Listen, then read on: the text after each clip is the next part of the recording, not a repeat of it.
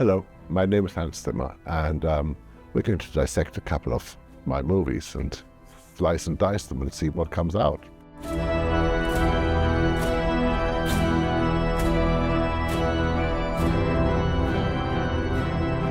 Right, Interstellar. It's 10 years old, and now actually it seems to mean more to people than it did when we first put it out, which either means we were ahead of the time or we had bad marketing. I think we were ahead of the time. It's a sort of a strange score. I mean, the whole thing started off with Chris and I being at a party and not liking being at a party, and Chris sort of looking at me and saying, if he were to write me a letter and not actually describe the film, but describe more of a fable, would I give him one day and write whatever came to me in that letter? And surely the letter arrived. It was on thick paper, so I knew there wasn't a copy. It was written on Chris's father's typewriter. And it was a fable about what it meant, you know, when your child is born and how you suddenly... I mean, it was very heartfelt. It was very small. It was very, very sensitive. So I wrote something very small, but something very sensitive. I said, do you want to hear it? And I played him the thing. And he saw, and we got to the end of it. And I said, so what do you think? And he goes, suppose I better make the movie. At which point I'm going, what is the movie? You know? And he starts to talk about space, and he starts to talk about huge global subjects and rockets and space travel, time, and, you know, all those things. I mean, monumental themes. And I said to him, but I've only written this tiny little, very, very sensitive little theme. You know, I really wrote about my son at the time.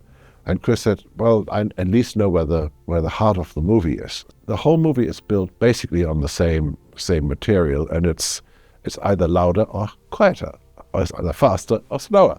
And Chris and I sat down and went, okay, so what have we done? We've done the big drums. We've done the big brass going bram. You know, we've done the ostinatos with the strings. What haven't we done?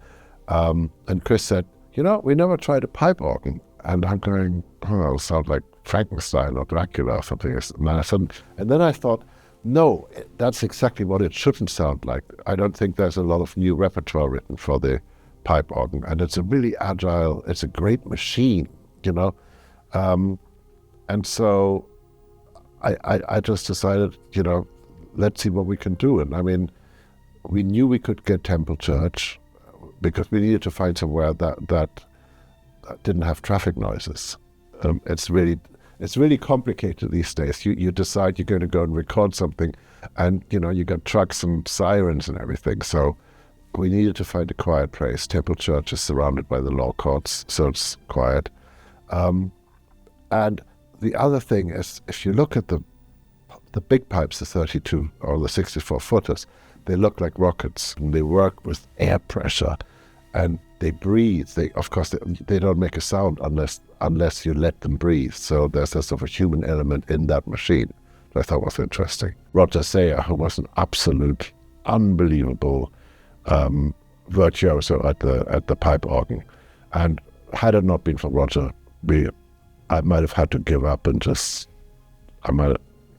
would have been a bit of an embarrassing one. So, you know, Roger Sayer saved my life. So the nature of the scores, I mean, it does everything you're not supposed to do. The cycle resolves itself within 3 chords. You know, you hit home, you know.